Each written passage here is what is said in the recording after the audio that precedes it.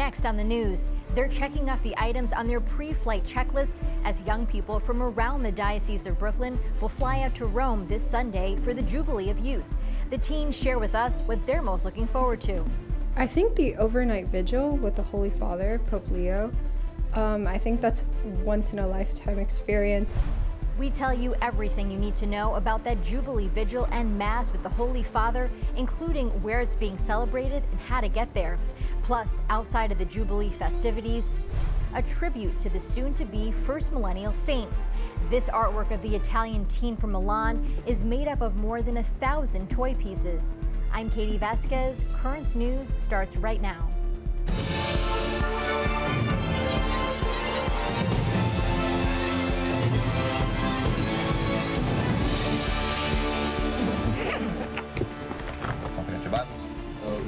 They're finishing up their last-minute preparations. More than 80 pilgrims getting ready to head to Rome for a once-in-a-lifetime celebration.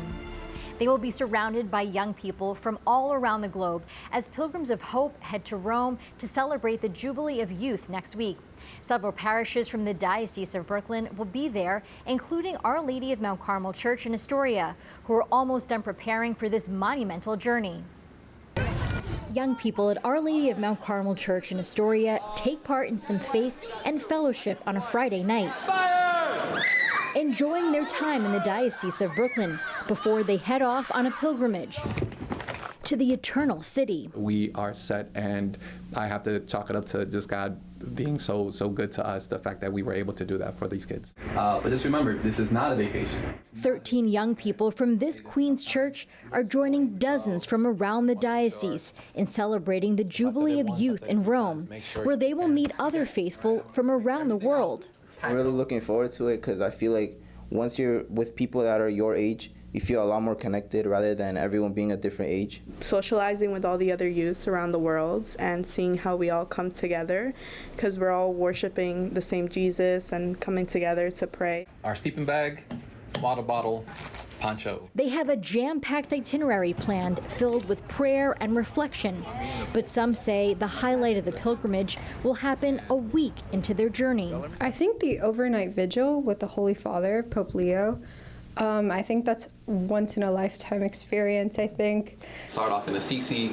Youth Minister Dianel Mejia hopes their time in the Eternal City will light a fire in these teens that burns into adulthood. I think there's the statistic that after confirmation, church attendance and just church participation really drops off, right? So being able to offer them these kind of experiences are really just little gems and little refueling points for them. And these young people are ready for the journey, because the most important thing they bring doesn't go in a suitcase. I feel like going to Rome, the Vatican City, will help me get a bigger perspective of how big Catholicism really is. Seeing a whole other atmosphere of how other people worship Jesus will also inspire me to change how I worship Jesus and be more devoted to him.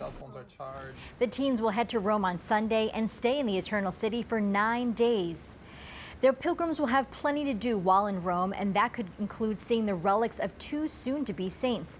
A piece of the heart of Blessed Carlo Acutis and the body of Pier, Giorgio Frassati will be available for veneration in the Eternal City in honor of the Jubilee of Youth. Pilgrims who wish to see the relic of Blessed Carlo can go to the Church of San Marcello al Corso, and those who wish to see Blessed Pier can go to the Basilica of St. Mary of Minerva near the Pantheon.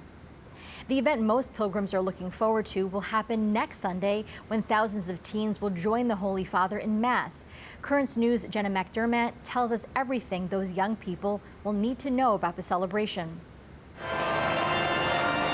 Pilgrims attending the Jubilee of Youth, grab a pen and paper and take notes. The first thing you should know is where it will be held.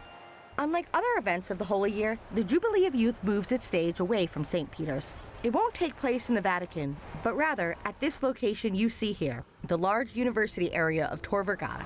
Specifically, the name you'll need to enter into your GPS is Villa di Calatrava. It has been abandoned for several years, but now it has been renovated to host this Jubilee. As you can see, work is still ongoing. So how are we going to get there? There are several options. Public transportation, you can take Metro Line C.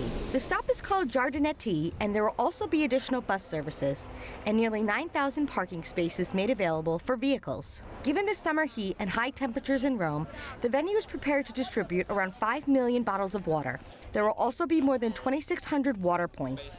As for bathrooms, there will be about 3,000, including accessible ones for people with disabilities. The Jubilee of Youth is expected to welcome over 500,000 young people from 146 countries. Jenna McDermott, Currents News. Be sure to follow Currents News online on Facebook, Instagram, and Twitter to stay up to date on this pilgrimage and everything you need to know about what's going on in the Diocese of Brooklyn and beyond. On his latest episode of his podcast, Big City Catholics, Bishop Robert Brennan sat down with James Benish, VP of Ballpark Experience for the Mets and coordinator for a Sunday Mass for the players at Citi Field. The two spoke about the importance of bringing faith to the ballpark.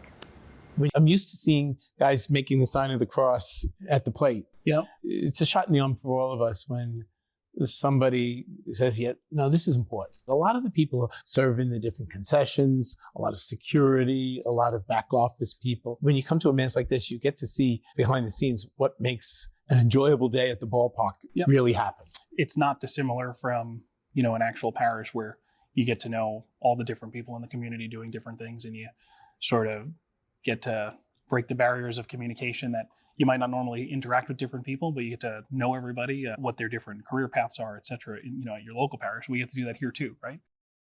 To hear the full episode, just go to podcast.dioceseofbrooklyn.org. You can also search for Big City Catholics on Spotify and Apple Podcasts. A statue that New Yorkers may know, which depicts Jesus as homeless, is now at a major Christian pilgrimage site.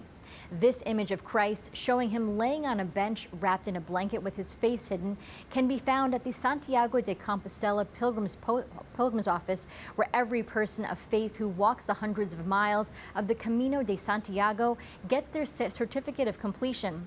If the statue looks familiar, it's because a version of it exists right here in New York City at the Cathedral of St. John the Divine in Manhattan. You also probably know the artist who made it, Timothy Schmaltz, who created iconic sculptures that have also passed through the Diocese of Brooklyn, like the immigrant sculpture called Angels Unawares. Meantime, a Chicago parish has unveiled a mosaic of the soon-to-be first millennial saint. The 3-by-4-foot piece of Blessed Carlo Acutis is made up of more than 1,000 toy pieces and was recently unveiled and blessed at Blessed Carlo Acutis Parish in Northwest Chicago. The artist, 25-year-old Johnny Verba, made the original work back in April and hoped to give it to Carlo's mother in honor of the canonization. Since the death of Pope Francis postponed the event, that original piece was placed at the Vatican's Youth Center, and the Chicago parish commissioned a second version of the work.